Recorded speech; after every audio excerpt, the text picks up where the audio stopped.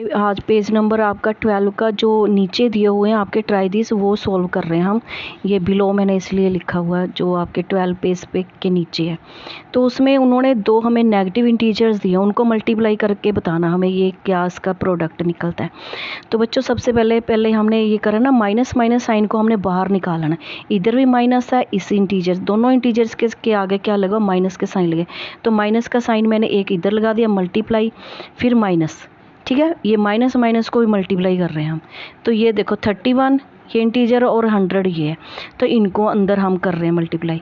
तो हमेशा क्या होता है बच्चों, जब भी की ना माइनस मल्टीप्लाई माइनस, तो क्या होता है ये हमारा पॉजिटिव साइन बन जाता है हमारा।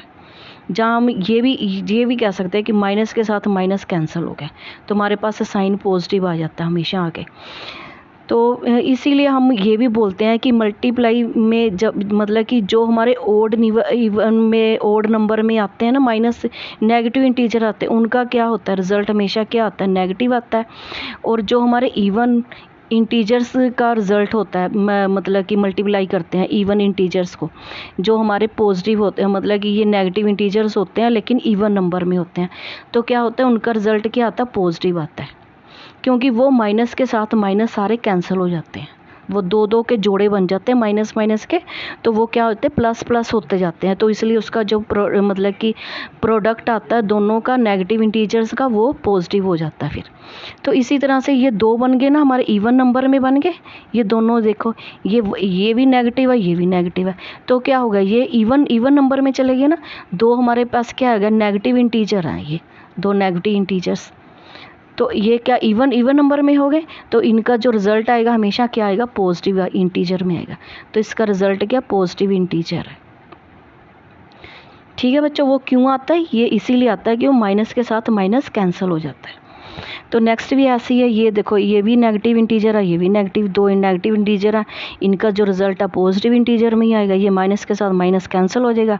अब इन दोनों को मल्टीप्लाई कर लेते हैं यहाँ पे, 72 इंटू 25 5 2 का क्या 10, 1 कैरी हो जाएगा।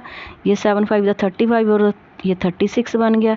2 2 4 7 2 14 6 10, ये 7 8 और ये बन गया 1 ही। तो ये हमारा आंसर आ गया, इसका पॉजिटिव इंटीजर में आ गया हमारा आंसर। ठीक है, ये पॉजिटिव इंटीजर। तो इसी तरह से नेक्स्ट है वो भी हमारा, ये दोनों नेगेटिव इंटीजर्स दे रखे हैं, तो ये नेगेटिव और दोनों तरफ के नेगेटिव को हमने बाहर निकाले, मल्टीप्लाई करा, ये माइनस ना मैंने माइनस कैंसिल हो गया, पॉजिटिव इंटीजर बन गया। इन दोनों को क्या कर लेंगे, हम मल्टीप्लाई कर लेंगे। ये कि 8 3 का क्या होता है 24, ये 2 आ गया हमारे पास। 8 8 दा 64 होता है, तो 64 और 2 66 हो गया। ये 3 2 दा 6 और ये 8 2 दा 16 हो गया। ये हमारे पास आ गया 6 6 12, ये 6 से 12 और 13, ठीक है, ये 2। तो ये हमारे पास इसका ये प्रोडक्ट निकला, ये भी क्या आ गया हमारा, पॉजिटिव इंटीजर हो गया। और बच्चों ये देखो, ये अब आपको ये समझ में सब आ गया कि दो नेगेटिव इंटीजर्स का जो रिज़ल्ट होता है वो पॉजिटिव इंटीजर्स में होता है। अगर कोई भी फिर भी आपको कोई डाउट लग रहा है, कोई प्रॉब्लम आ रही है आपको सॉल्व करते हुए समझने में, तो आप दोबारा से कमेंट करके पूछ सकते हैं। Thank you, bye bye.